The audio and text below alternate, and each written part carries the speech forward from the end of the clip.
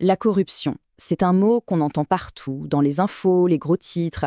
Ça semble souvent concerner des politiciens, des affaires très lointaines. Du coup, ça reste un concept un peu abstrait. On a du mal à se représenter comment ça fonctionne vraiment dans la vraie vie. Et pourtant, derrière les scandales, la corruption, ce n'est pas du tout abstrait. C'est un système bien réel avec des techniques très précises. Et c'est beaucoup, beaucoup plus proche de nous qu'on ne le pense. Alors, la vraie question, c'est ça. Comment ça marche, concrètement? Au-delà des gros titres, quelles sont les méthodes, les étapes? C'est exactement ce qu'on va décortiquer ensemble. Pour ça, on va utiliser une image, celle de l'iceberg de la corruption. C'est un bon guide pour plonger sous la surface. Parce que ce qu'on voit, les affaires qui font la une des journaux, ce n'est que la toute petite pointe émergée. Les systèmes les plus puissants, eux, ils opèrent bien en dessous, dans les profondeurs, à l'abri des regards. Voici donc notre programme. On va descendre ensemble à travers les différents niveaux de cet iceberg. On commencera par les petits pots de vin du quotidien pour aller jusqu'à la capture totale d'un État. C'est une plongée dans les rouages, parfois très simples, parfois incroyablement complexes, de la corruption. Allez, on commence notre descente. Niveau 1, le plus visible, celui qui touche directement la vie de tous les jours. C'est le marché noir qui peut se créer autour d'un besoin absolument fondamental. Prenons l'exemple du logement social en France. D'un côté, un besoin immense. 4 millions de familles sont sur liste d'attente. De l'autre, une offre limitée. À peine 400 000 nouveaux logements par an. Faites le calcul, ça veut dire des années et des années d'attente. Cet écart gigantesque, eh bien, il crée un terrain de jeu parfait pour la corruption. Alors, comment ça marche pour doubler tout le monde? Le système est d'une simplicité désarmante. D'abord, un intermédiaire poste une annonce, par exemple sur Telegram. Ensuite, un pot de vin, dans les 4 000 € est payé en liquide. Grâce à ça, un employé corrompu chez un bailleur social va chercher le dossier et le met tout en haut de la pile, devant 4 millions d'autres personnes. Et enfin, une commission, avec des complices, valide le tout. C'est fait. Le plus fascinant, c'est presque la mentalité derrière, très bien résumée par un des intermédiaires de ce réseau. Pour lui, ce n'est même plus un crime, c'est un service premium, un service express. Bon, on descend d'un niveau. On quitte le petit fonctionnaire pour s'intéresser au pouvoir local, à l'élu. Et là, on va voir comment on peut littéralement transformer des pommes en or. L'instrument magique pour ça, c'est le PLU, le plan local d'urbanisme. On peut voir ça comme le super pouvoir des maires en France. C'est une simple carte, mais c'est elle qui décide si un terrain est constructible ou pas. Et donc, une seule signature peut multiplier sa valeur par 100, par 1000. Regardez ce cas concret, celui d'un promoteur, Antonio de Souza. Il achète ce verger, un terrain agricole. Sa valeur de départ, 50 000 €. Pas grand-chose. Et là, le maire, qui est un ami, modifie le PLU. D'un coup de stylo, le terrain devient constructible. Sa nouvelle valeur, attention, 11 millions d'euros. On est passé de 50 000 à 11 millions. Une multiplication par 220 juste grâce à une signature. Voilà la puissance d'un élu local quand il est corrompu. On continue de descendre dans l'iceberg.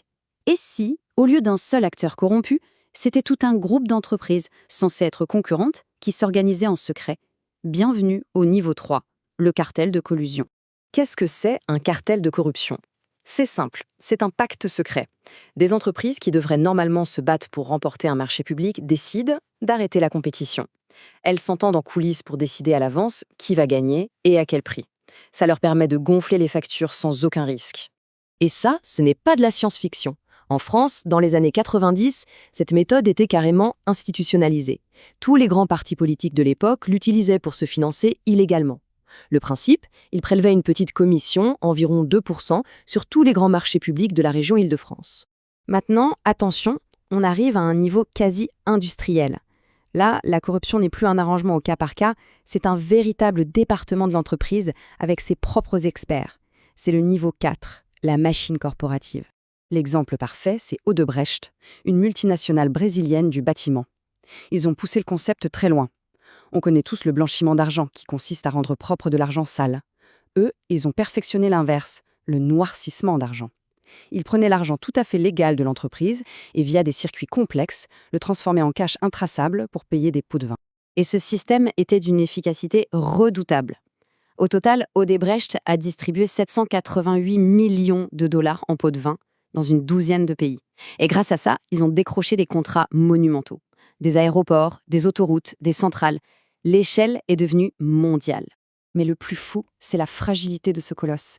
Comment tout ça s'est effondré? Pas à cause du FBI ou d'Interpol, mais à cause de la plainte d'un petit commerçant contre un blanchisseur d'argent local, pour une affaire qui n'avait rien à voir. Les enquêteurs ont tiré sur ce petit fil, et c'est toute la pelote d'Olène, toute la multinationale, qui s'est défaite. Ça y est, on arrive tout en bas de l'iceberg, le niveau ultime, le plus profond et le plus effrayant. Ici, le but n'est plus de voler l'État, mais de prendre le contrôle de l'État lui-même. C'est ce qu'on appelle la capture d'un État. Pour illustrer ça, il y a l'histoire des frères Gupta en Afrique du Sud. C'est un plan qui s'est étalé sur 20 ans. Fin des années 90, ils repèrent un politicien prometteur, un certain Jacob Zuma. Pendant des années, ils l'arrosent d'argent et de cadeaux sans rien demander. En 2009, leur investissement paie, Zuma devient président. À partir de là, ils utilisent son pouvoir de nomination pour placer leurs hommes à la tête des entreprises publiques, des ministères. Leur pouvoir devient absolu, à tel point qu'un jour, ils convoquent un ministre des Finances et lui disent cette phrase absolument incroyable. Ils ne se cachaient même plus. Ils dirigeaient le pays depuis les coulisses. Le résultat pour le pays ? Une catastrophe. On estime à 100 milliards de dollars le montant qui a été volé ou gaspillé. Pour donner une idée, c'est comme si 3% de toute la richesse produite par l'Afrique du Sud partait en fumée chaque année pendant 10 ans. C'est une décennie de développement perdu. Alors, en remontant à la surface de cette plongée, quel est le point commun à tous ces niveaux ? De la petite combine au grand pillage. C'est la fragilité. Chaque système, même le plus sophistiqué, repose sur un seul et même pilier, le silence. Il suffit qu'une seule personne parle, un seul témoin, pour que tous les dominos commencent à tomber. Pour info, en France, on estime que 200 000 personnes sont témoins de faits de corruption chaque année, et seulement 1% le signalent. Il suffit d'une seule personne pour que les dominos tombent. La question qui reste, c'est qui sera cette personne ?